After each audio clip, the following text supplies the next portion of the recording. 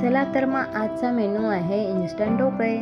Instant ढोकळे बनवण्यासाठी मी आधीच premix बनवून ठेवलेलं आहे. तर मग 2 वाटी प्रीमिक्स घेऊ. इकडे कढईत पाणी गरम करायला ठेवू.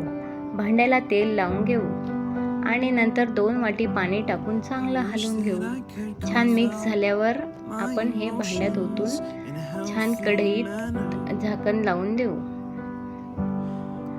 आणि नंतर इकडे तोपर्यंत तडक्यासाठी आपण तयारी करू. तर मग तडक्यासाठी लागणारे तेल, मोहरी, जिरे आणि कढीपत्ता टाकून तडका तयार झालेला आहे. आता आपण चेक करून घेऊ ढोकळे झाले की नाही. तर मग ढोकळे आपले रेडी आहेत.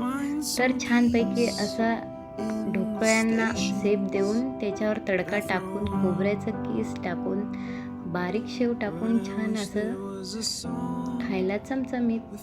आणि मग तोपर्यंत इकडे शुगर सिरपसाठी आपण तयारी करू.